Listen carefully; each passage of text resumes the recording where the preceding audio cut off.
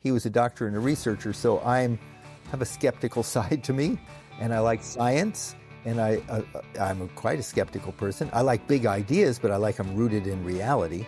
And I like that when I heard about the meditation, I didn't have to believe in it. I could be 100% skeptical, and it worked just great. I'm excited to share today's guest, Bob Roth, who's brought Transcendental Meditation into prisons, schools, and boardrooms around the world as the CEO of the David Lynch Foundation.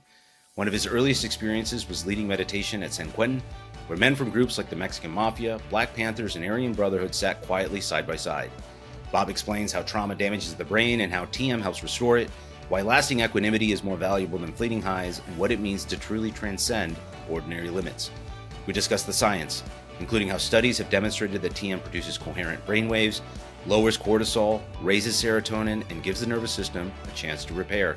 But the most moving stories aren't about celebrities. They're about veterans with PTSD, single mothers, and frontline doctors who found relief with just 20 minutes a day. With decades of research and millions practicing, TM is no longer fringe. It's practical, evidence-based, and life-changing. He believes we're at a tipping point, with insurance soon to cover meditation. We explore identity, the self, agency, consciousness, and much more for anyone interested in what's out there or within. Let's start the show. Bob, thank you so much for being on. I'm so excited. Welcome. Wonderful to be on with you, Marcus. I'm excited too. You guys, we're going to go in a lot of different directions, but because for the benefit of the audience, not everybody knows what TM is, and I want to go into that.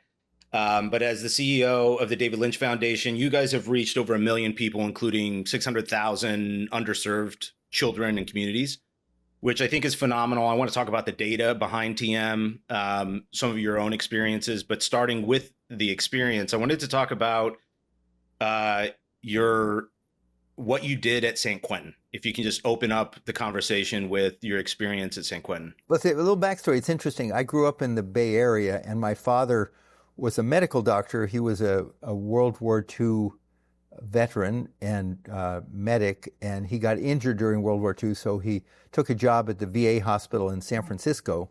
But he also used to volunteer on Wednesdays, I remember it well, at San Quentin prison, where he would read x-rays of the inmates. And so my youth, from the age of about 9 years old and up, I used to sometimes go with him, spend time with him in San Quentin, and I'd eat in the cafeteria, and I really got a sort of a familiarity with the prison.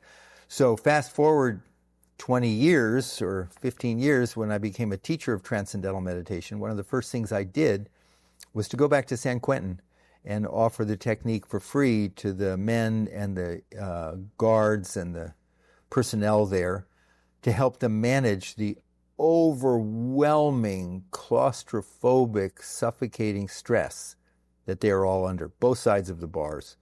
And so one of my first experiences was doing a meditation with 20 of these men downstairs in this there were small windows with little bars.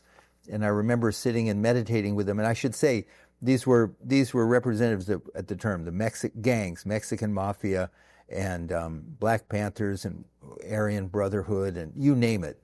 All these gangs that in the prison, like in the cafeteria, would never close their eyes, much less sit with their eyes closed at any point, except for maybe when they were in their own cells. And here there was 30 guys meditating together. The guard for us was a Baptist minister, and he was a meditator.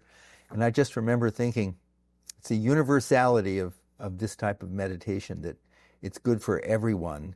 And I had so many emotions about, when you go into the prison, they make you go through 4 gates, and you have to sign an agreement that if you're taken hostage, they won't negotiate for you. So I signed 4 of those, and then went into the prison, and lots of emotions, but the greatest emotion was, boy, this is a universal practice that can really help a lot of people. So, do you fear for your safety? Were you intimidated? How do you approach that, and how do you reconcile that with, obviously with these inmates were willing participants, right? The interesting thing is, you ask such good questions. When you go in, and then you're in this sort of grassy quad. You go into it, and then all around the prison is sort of 4 walls and the tiny cells you can see the windows. And then one guy pointed over, that's death row. And so I'm with this one trustee who was with me for an hour before I got to go into the prison. They let you in at one time. And someone told me about this. A lot of these guys have had huge traumas growing up and emotionally haven't had a chance to mature. And a lot of what they do is they just tell you they're proudly almost tell you why they're in prison. So I had an hour of this guy and then a few other guys just telling me in sort of gruesome detail what they had done. And it's almost I hate to say it, almost like a badge of honor or something. But because I had been in the prison as a kid, I was familiar with it. And I never felt, other than I had to sign 4 times, I never felt afraid. The tension, the stress, I've never in my life experienced such just like a pressure cooker, not in an analogous way, but in a very real way. It's what it felt like. And the idea that we think that putting these men in that environment and I'm not apologizing for what they've done, but for any period of time, and we think they're going to come out rehabilitated without something like meditation is just nonsense. It's a pipe dream, and it's a dangerous pipe dream.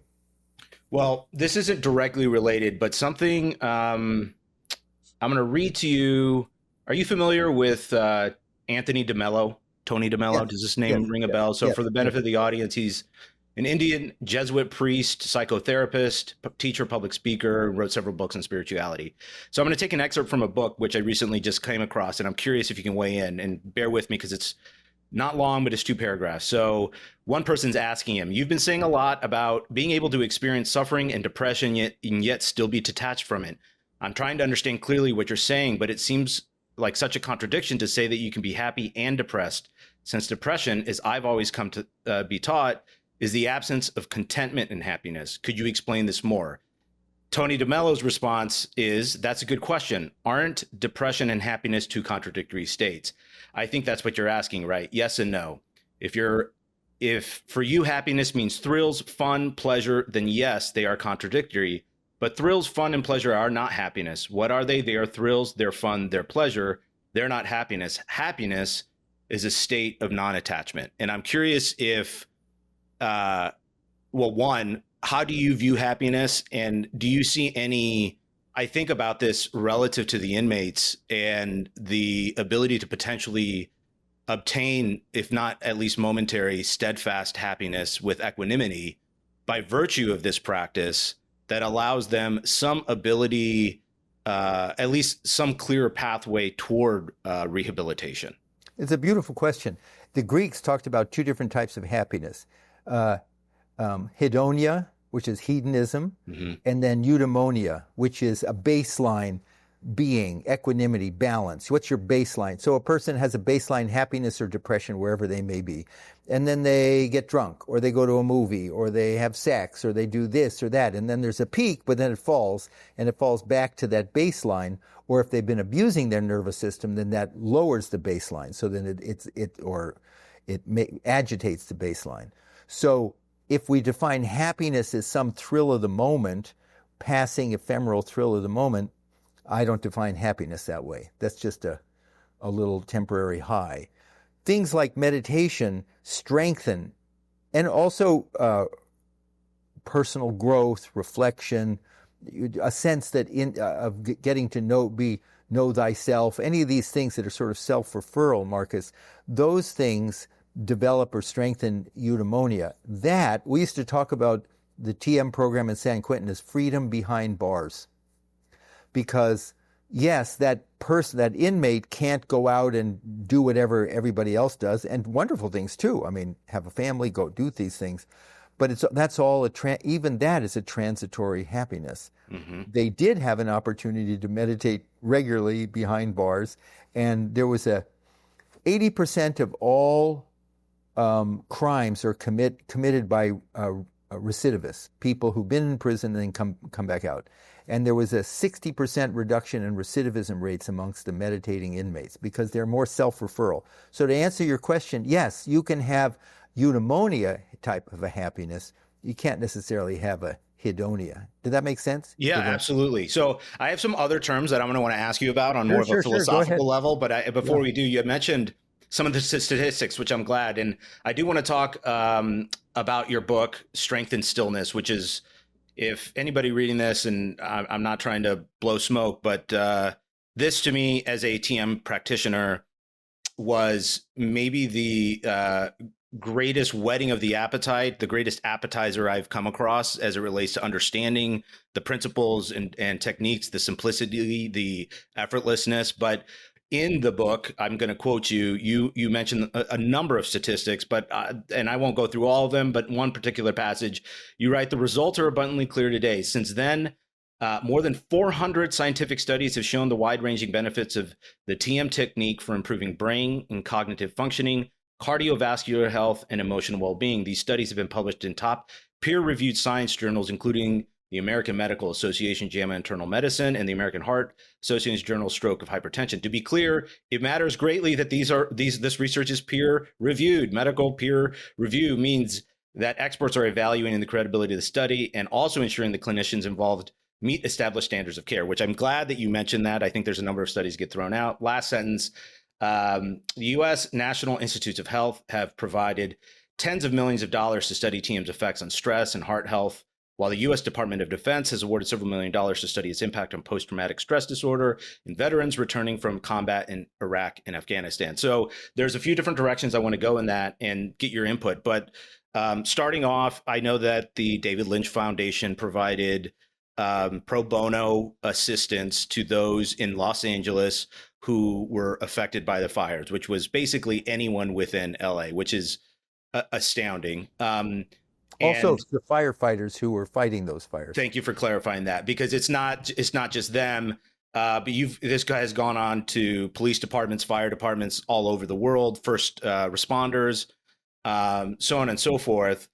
And I'm curious why you think, and follow me here because I'll land the plane. It's a little bit circuitous, but this is similar. I've had a few guests on here talk about the benefits of psychedelics as it relates to PTSD, particularly among veterans who are returning from combat.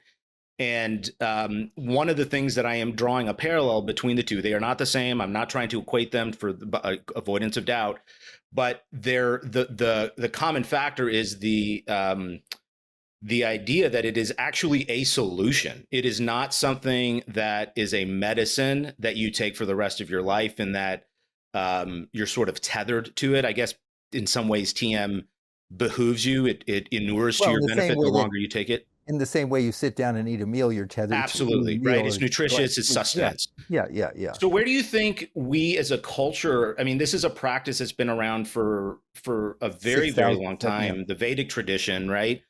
Why do you think we as a Western culture in particular, I'm speaking about the US, I can't really speak to other cultures, where do you think the resistance, what do you think the misunderstanding is about it? I mean, I was doing research for this and I came across some maybe Reddit threads about TM being a cult, which is like, it's hilarious to sort of think that that's like an observation or somehow like, it just shows how much noise is out there. Anybody can write anything they want. Anybody can say that, it's not. And there's 12 million people of all religions, philosophies, atheists, non-atheists who've been practicing TM. It's in hospitals and businesses. So it's just nonsense. Well, I'll land this, but like, why do you think, and I'll just share these other statistics, in veterans with PTSD from service-related trauma, TM led to greater improvement than any other treatment. After 3 months, 61% showed significant PTSD symptom improvement. 67% showed significant improvement in depression symptoms. And that's compared to 42% and 32% in prolonged exposure and health education. I mean, the statistics go on and on. What do you think we're missing? Why as a culture are we not listening to the benefits? I think the tipping point, Mark, is about to hit. I mean, I've been at this for 50 years. 50 years ago, you couldn't say the word meditation in polite company. It was just discounted. It was nonsense. The thing that's happened, I think there's three reasons. The problem of stress has gotten greater and greater, more intensified. I think it's actually, and it's not stress. The word is chronic stress. Stress is just everyday stuff. Chronic stress is this stuff when you wake up in the morning and the day before doesn't go from you, and it builds and builds and builds. And chronic stress is 90 to 95% of all disorders either caused or exacerbated by chronic stress. So the problem is huge. That's number one. Number two, there's no magic bullet out there that can address stress, chronic stress. We mask the symptoms. We have antihypertensive medication. Doesn't get rid of the chronic stress. It just masks the symptoms. Antidepressant, anti-anxiety. All these things mask, but nothing gets to that root cause.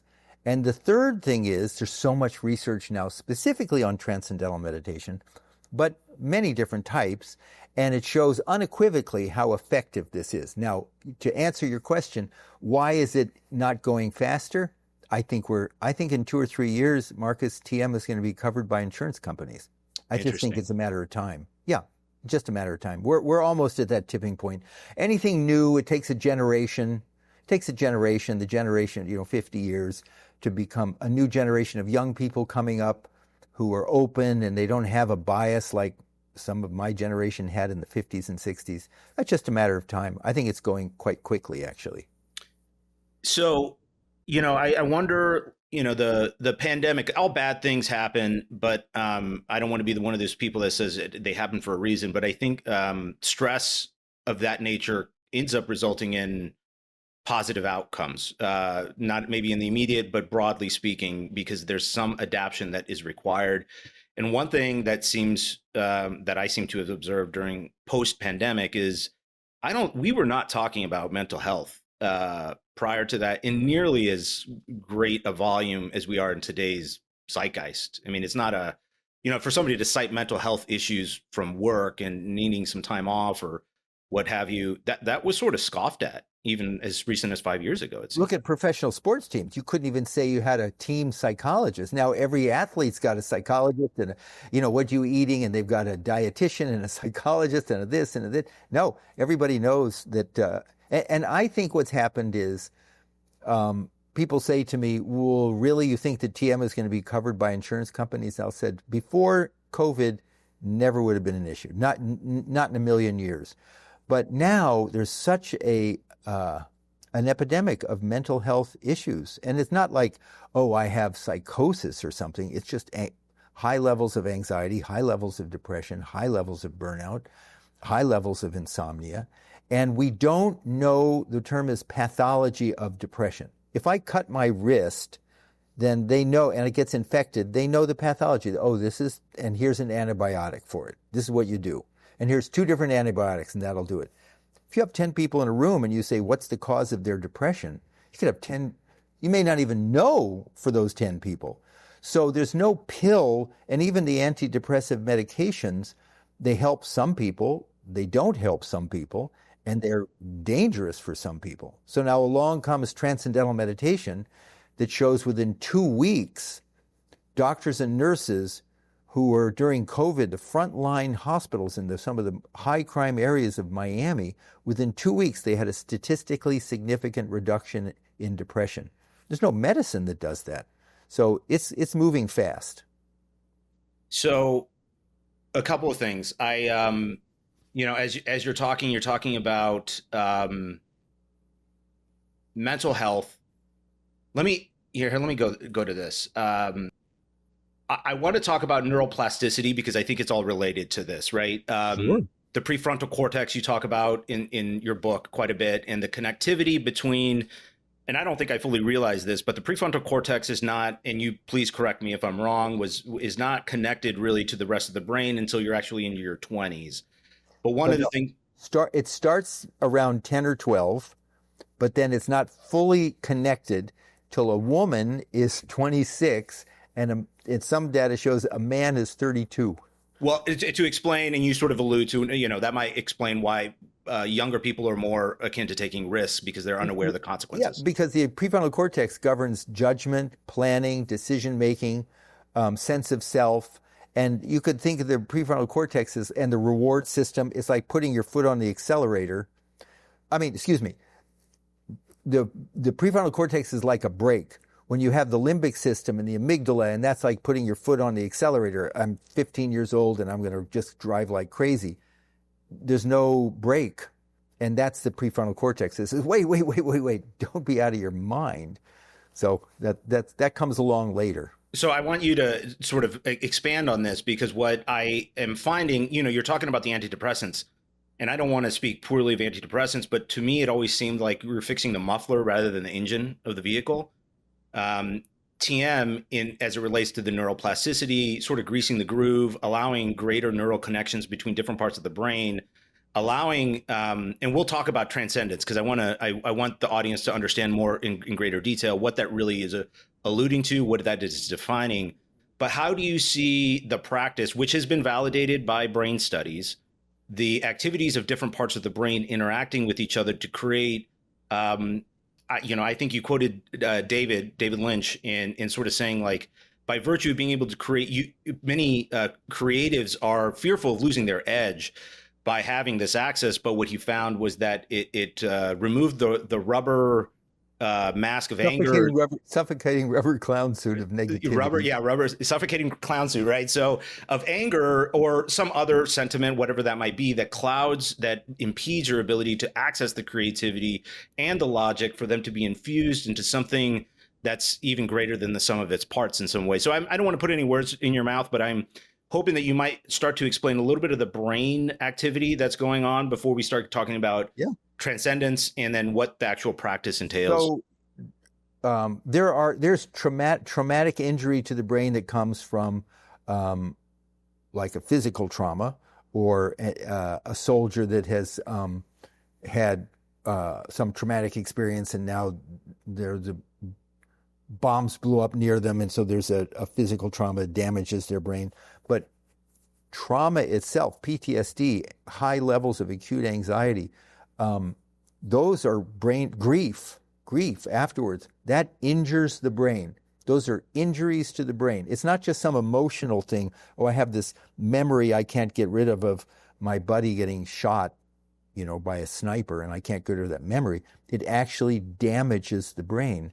And so one of the key up until TM, one of the primary ways that militaries used to treat PTSD was something called prolonged exposure, which actually did nothing to heal the brain. What it does is they show you over and over and over again images of people being blown up.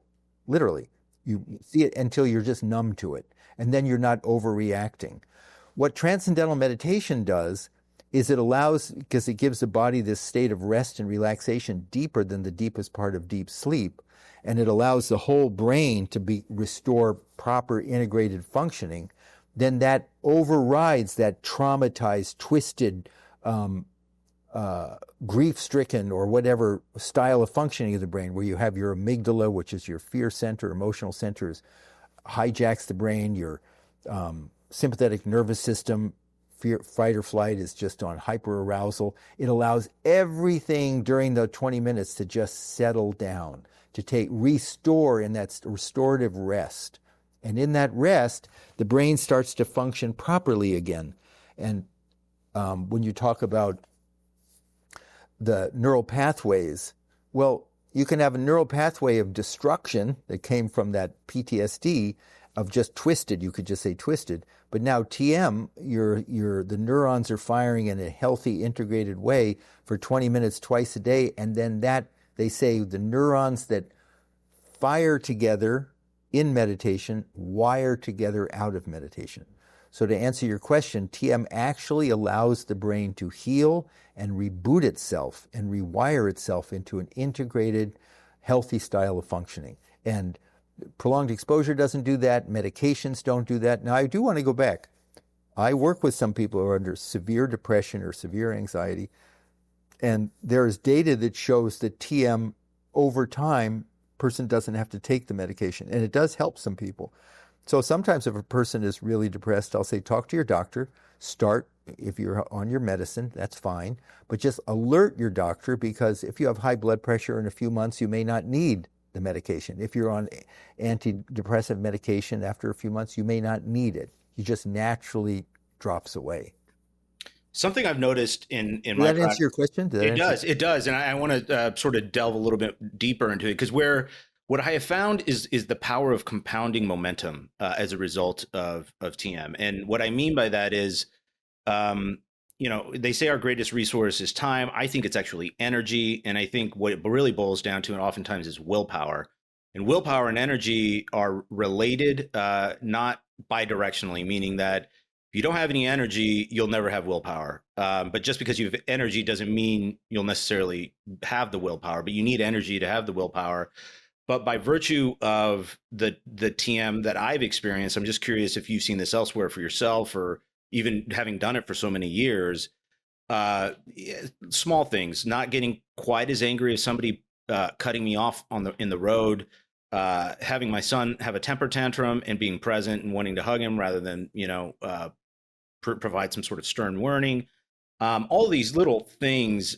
Recently, I had a really tough, intense, argumentative. It wasn't on my side, but a family member was really upset and mentioned to me that you don't seem to have, you're not as emotional as I am. And what it reminded me of is that between the two parts of the brain that you were referring to, the amygdala, if I'm not mistaken, in the prefrontal cortex, them being able to operate with each other has allowed me to sort of separate stress from distress, pain from discomfort, and sort of understand that there are different responses that are required, not an instinctive, I'm not fleeing a tiger that's running after me, despite the fact that my instinct is to have that same fight or flight response to something far more minor, far less imposing, far less threatening.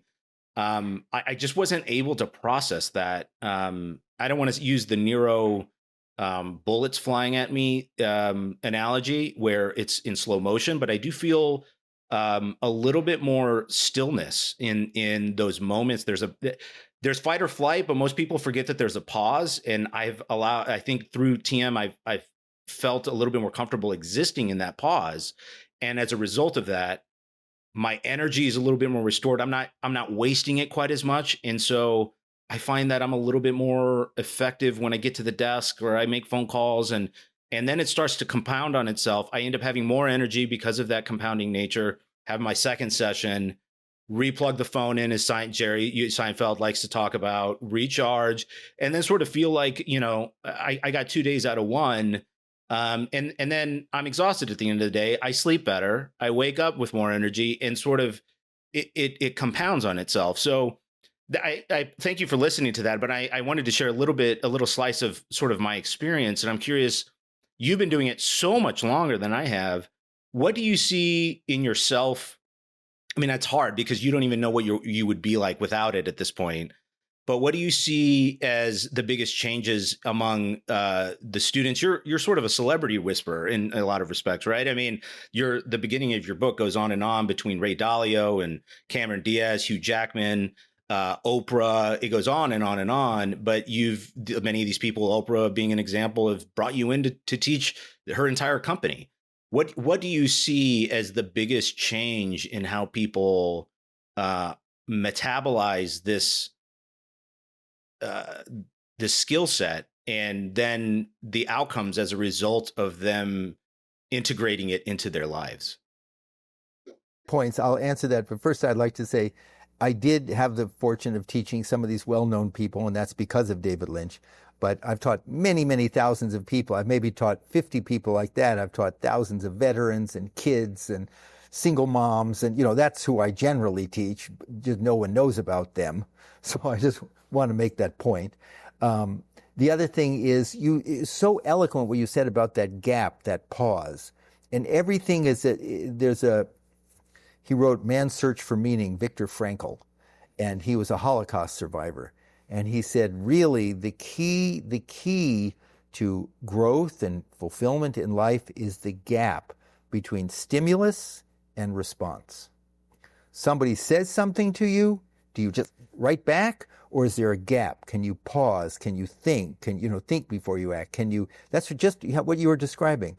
You're not getting triggered, and then you're able to respond appropriately. And sometime with your son or your child, a stern voice is needed, but not that you're boiling over inside.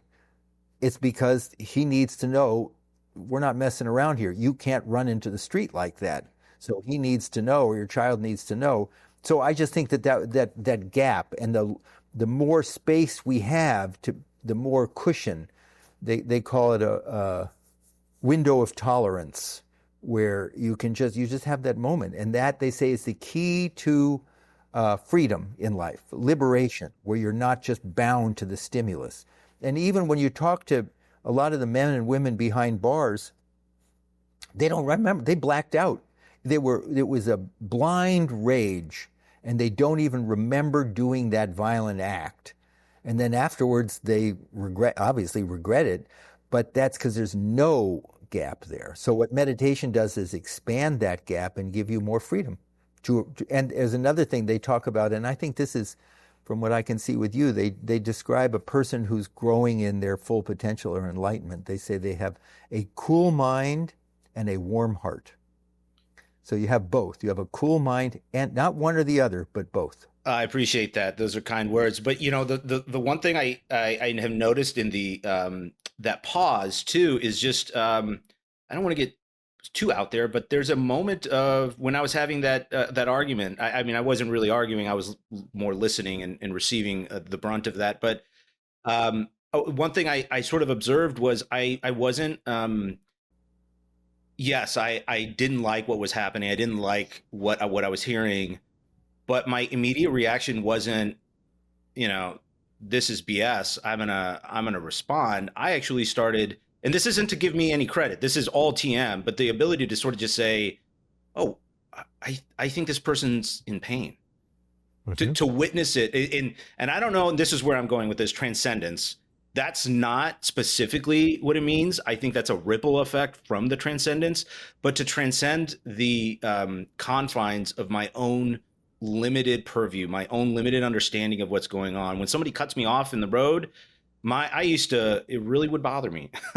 And now, I sort of wonder, like, what could happen? What are they going to a job interview because they really need to get that job? Do they have a son that's going to the hospital and they're not really thinking straight? I try and give people the benefit of the doubt, but the reality is I'm not going to change them. It has almost no bearing on my life. Why am I exerting energy on it? So where's transcendence in the meditation? And I want to use that as a launch pad into if you can just break down a little bit more about what the practice is. So the word to transcend, if you look that up in the dictionary, it says to go beyond ordinary human limitations. So you can have a transcendent experience if you're out. When I was a kid, I used to hike in the Sierras, in the summer. Or you go to a concert that's just unbelievable. Or you have a moment with your child that transcends that moment. There's a timelessness. There's like, wow, I'm going to remember this moment. So that is that moment of transcendence. And it's interesting because there's a focus now in psychology, Marcus, on the word awe, A-W-E, that we as human beings need to reclaim our experiences of awe. 1,000 years ago, when you had a dark night sky and you look up in the sky, it was like, oh, unbelievable. Now you can hardly see the night sky.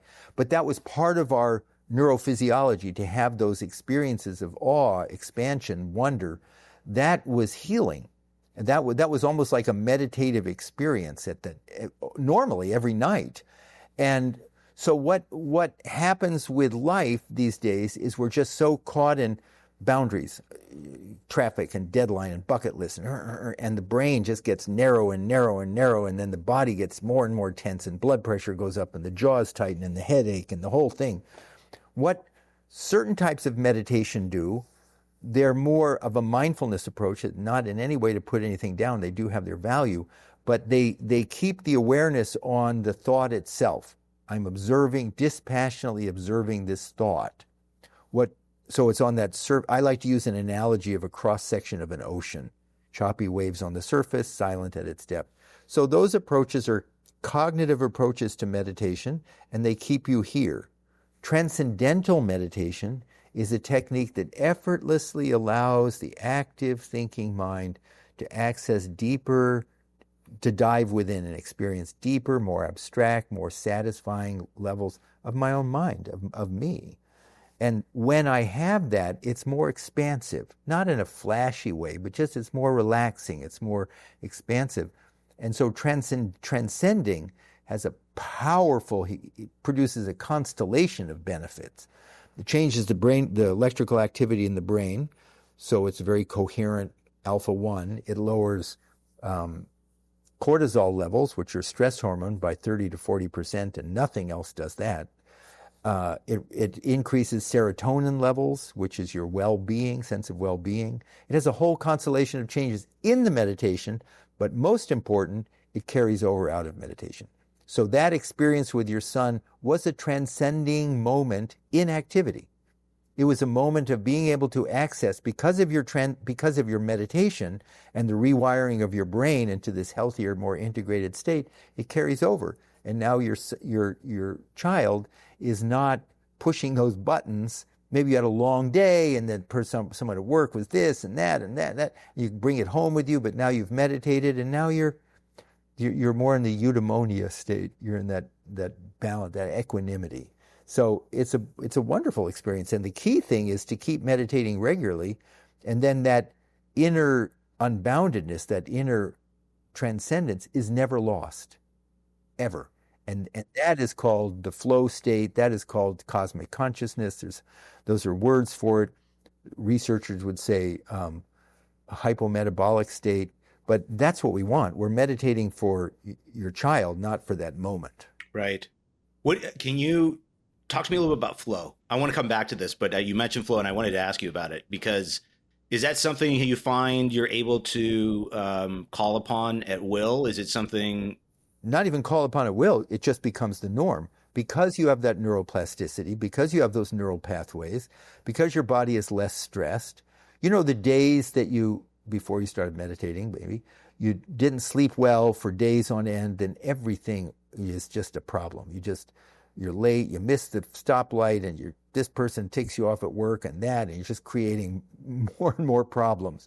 And then those days, you got a good night's sleep, or you've been coming back from a vacation, it's just more of a flow.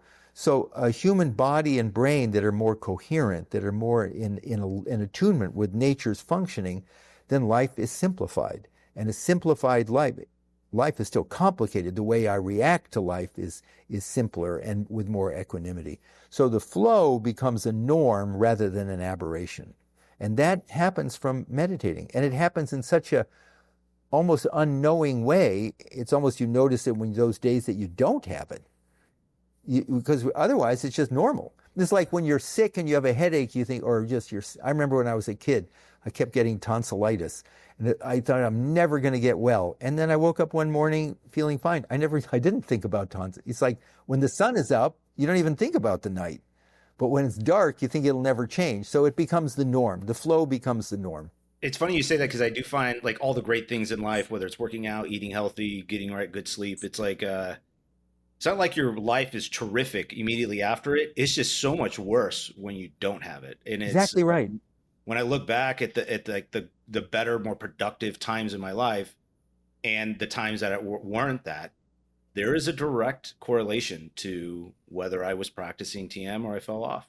There is no exception to that. At least for the last 10 years for me. No, and the lovely thing about TM that I liked about it when I learned about it is, as I said, my father's a doctor, so he was a doctor and a researcher, so I have a skeptical side to me, and I like science, and I'm quite a skeptical person. I like big ideas, but I like them rooted in reality. And I like that when I heard about the meditation, I didn't have to believe in it. I could be 100% skeptical, and it worked just great. That was number one that I liked. And I also liked that I had a teacher, a human being. It wasn't just some app. I had a teacher who taught me how to do it, and I could ask questions. And I liked that there's a follow-up program. I thought the whole thing was, looking back on it, I've been teaching it forever, but what got me into it was that I didn't have to believe in anything, and the results were science-based, and I could just be myself, and I didn't have to join something, anything like that.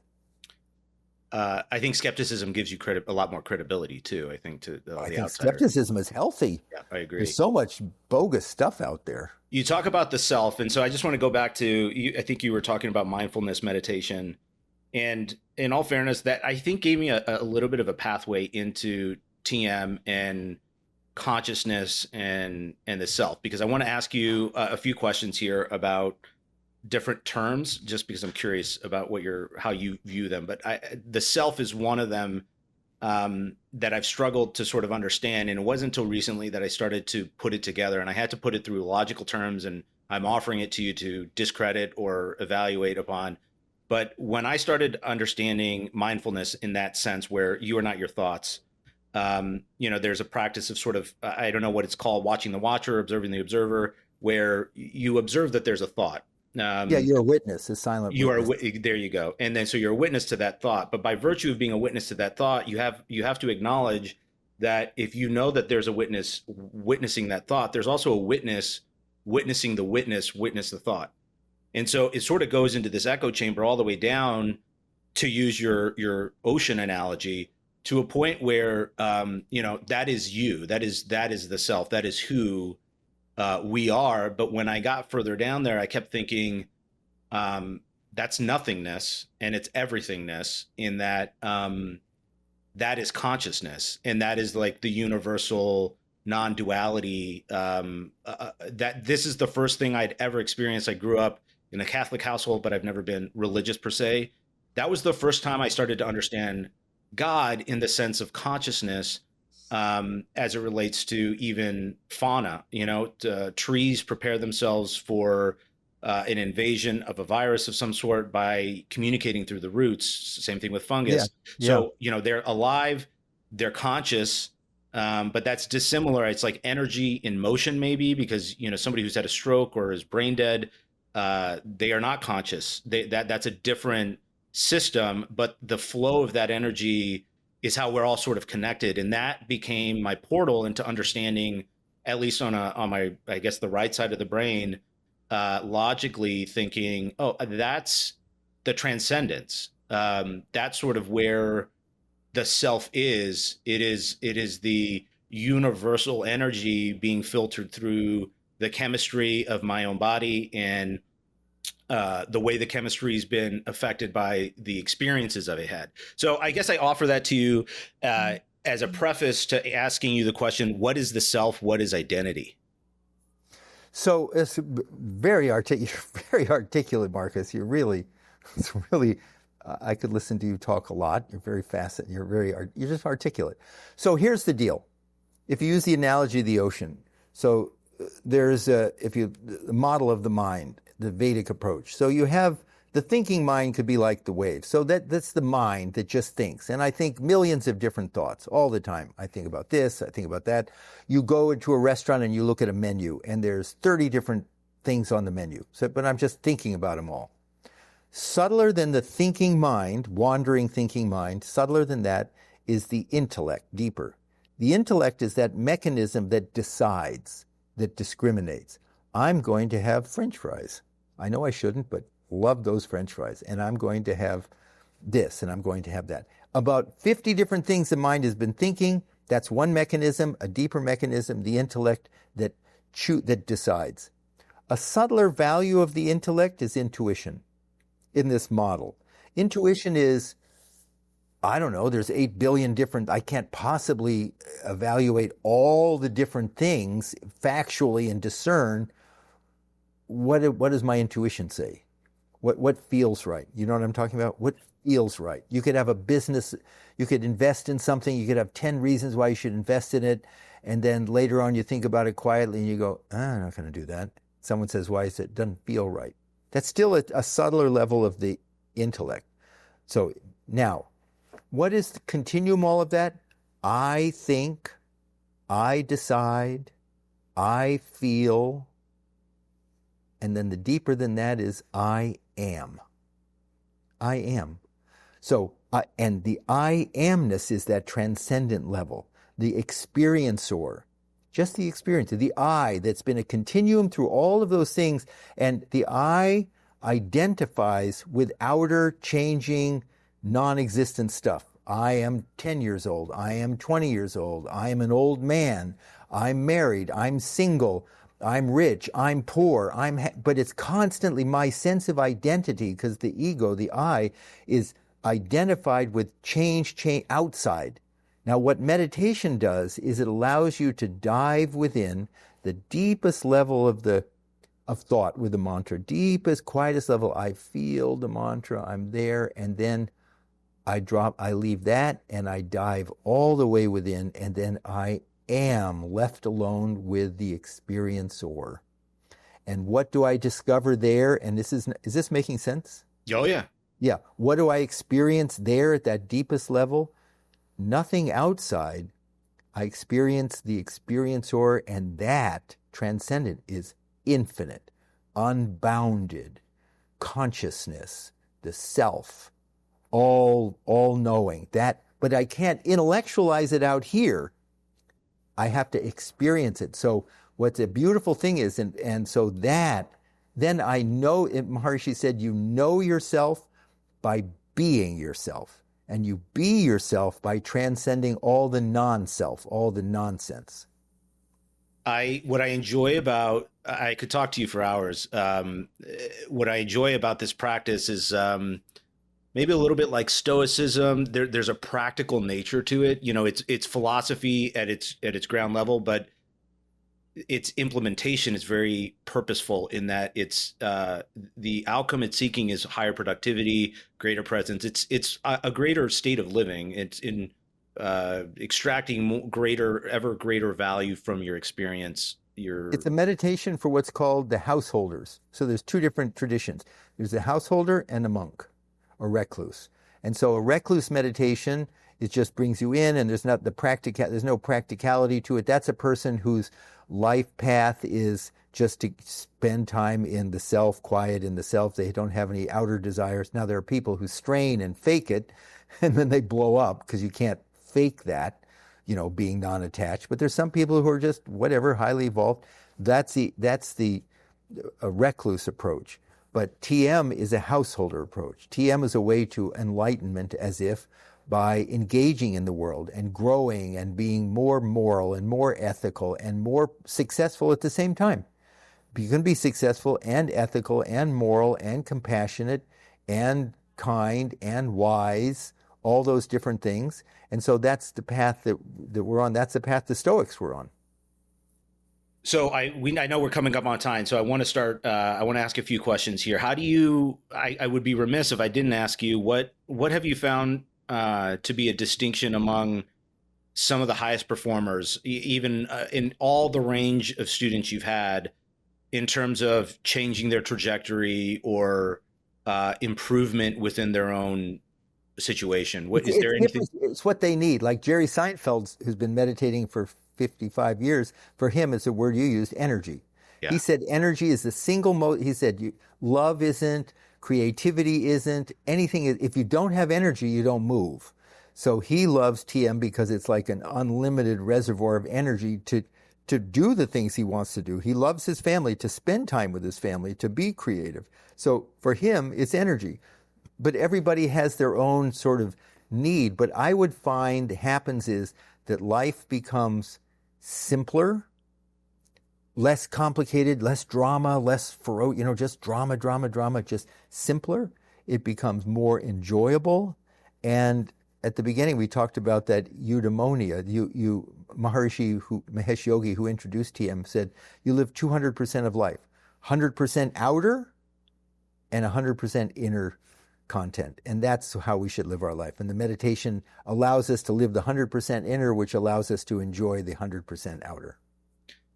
How do you view TM as it relates to agency? So I define agency as the ability to influence your current state or your future state. Whew. I mean, everything. To manifest maybe the wrong word, but to contribute. You are not a victim or a passive participant in this world we live in. Do you see a relationship in being able to more effectively obtain the outcomes you're seeking? Haven't you found that in your life? it ebbs and flows, but as a general rule, the net is a gain without question. It goes up. It's a ascending axis, but it still has its ups and downs. Life is like that, but yes, I think you become less of a victim, and I think, there's a wonderful term which is nature support. You take a seed and you plant that seed in the soil at the right time, the right season, with the right amount of water, you're going to have this beautiful tree. If you try and plant that seed at the wrong time and the wrong this, you're not, even though it was a healthy seed. So the lovely thing that I find with TM is that the right ideas come up at the right time. So you have nature support. It's not like I'm trying to scrabble this seed and then I'm pouring water.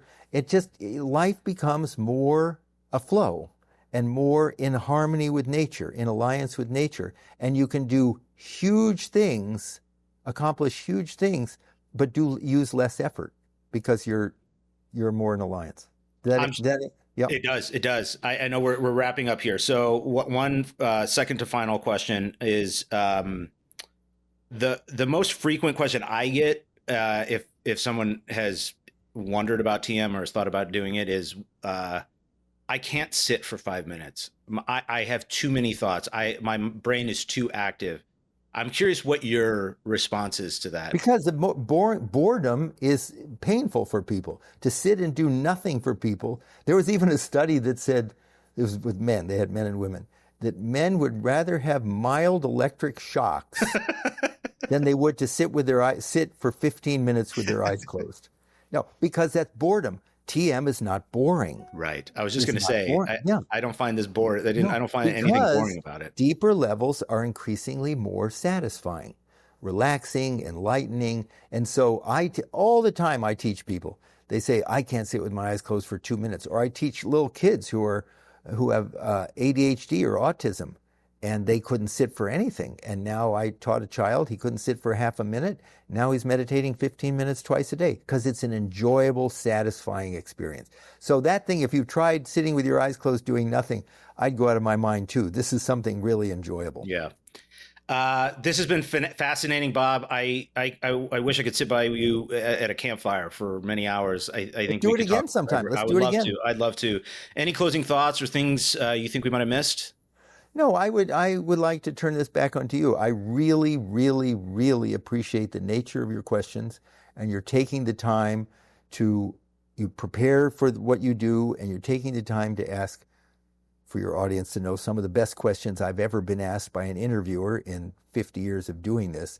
So your audience is very fortunate to have, and I'm grateful that you're doing it because there's so few voices out there that are substantive and authentic and not hypey and not salesy and real. And you have that cool mind, warm heart. So I appreciate you. That's what I would say. Those are incredibly kind words. Thank you, Bob, so much for doing what you're doing, coming on. This has been a thrill for me. I've wanted to meet you for a very long time. So the pleasure is all mine. Very grateful for you coming on, and I'll continue to support your work however I can. I think you're doing the Lord's work for a lot of people. More good stuff to come, Marcus. Love it. Thanks for listening. For a detailed list of episodes and show notes, visit scalesofsuccesspodcast.com. If you found this conversation engaging, consider signing up for our newsletter, where we go even deeper on a weekly basis, sharing exclusive insights and actionable strategies that can help you in your own journey. We'd also appreciate if you subscribed, rated, or shared today's episode. It helps us to attract more illuminating guests, adding to the list of enlightening conversations we've had with New York Times bestsellers, producers, founders, CEOs, congressmen, and other independent thinkers who are challenging the status quo. You can also follow us for updates, extra content, and more insights from our guests. We hope to have you back again next week for another episode of Scales of Success. Scales of Success is an Edge West Capital production.